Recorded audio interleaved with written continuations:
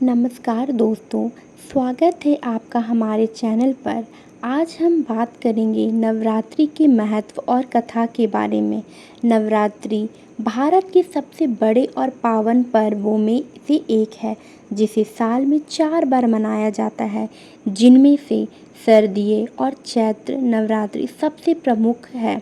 यह पर्व देवी दुर्गा के नौ रूपों की आराधना का प्रतीक है। नवरात्रि का अर्थ है 9 रातें। इन 9 रातों में माँ दुर्गा के अलग अलग रूपों की पूजा की जाती है, जैसे माँ शैलपुत्री, माँ ब्रह्मचारिणी, माँ चंद्रघंटा, माँ कुष्मांडा, माँ स्कंद माता, माँ कात्यायनी, माँ कालरात्रि, माँ महागौरी, माँ सिद्धिदात्री। माता के इन 9 रूपों की आराधना से भक्तों को शक्ति, ज्ञान, भक्ति और मुक्ति का आशीर्वाद प्राप्त होता है। धार्मिक दृष्टि से यह पर्व आत्मशुद्धि और साधना का प्रतीक है। लोग उपवास रखते हैं, भजन कीर्तन करते हैं और अपने जीवन से नकारात्मकता को दूर करने का प्रयास करते हैं। नवरात्रि इस बात की याद दिलाता है कि जब तक हम अंदर और बाहर की आसुरी शक्तियों को नहीं हराते, तब तक जीवन में सुख और शांति नहीं मिल सकती।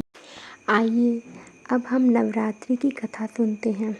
नवरात्रि के पीछे प्रमुख कथा देवी दुर्गा और महिषासुर की है। महिषासुर एक राक्षस था, जिसने कठोर तप करके भगवान ब्रह्मा से वरदान पाया कि कोई भी देवता या असुर उसे नहीं मार सकता। वरदान पाकर वह अत्याचारी बन गया और तीनों लोकों में आतंक फैलाने लगा। देवताओं ने मिलकर माँ दुर्गा को प्रकट किया। माँ दुर्गा ने लगातार 9 दिनों तक महिषासुर से युद्ध किया और 10वें दिन यानी विजयदशमी को उसका वध किया। इसलिए नवरात्रि के बाद दशहरा मनाया जाता है, जो अच्छाई की बुराई पर जीत का प्रतीक है। आइए एक और कथा जानते हैं, सती और पार्वती की कथा।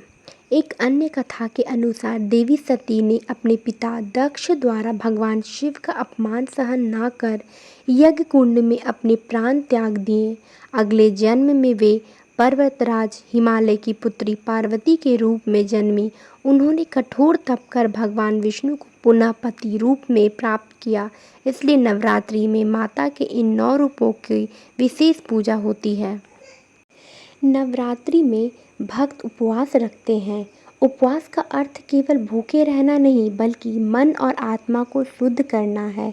इस दौरान सात्विक भोजन, फलाहार और भक्ति गीत संगीत का महत्व होता है।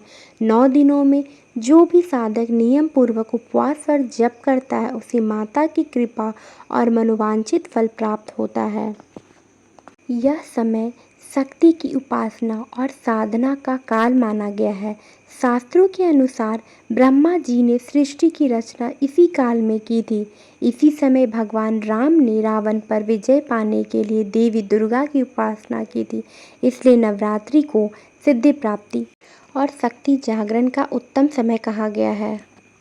और आप जानते हैं, नवरात्रि हमें सिखाती है कि जब भी अधर्म और अन्याय बढ़ता है, तब देवी शक्ति रूप में अवतरित होकर धर्म की रक्षा करती। इसलिए यह पर्व हमें जीवन में धैर्य, साधना और सकारात्मकता बनाए रखने की प्रेरणा देती है।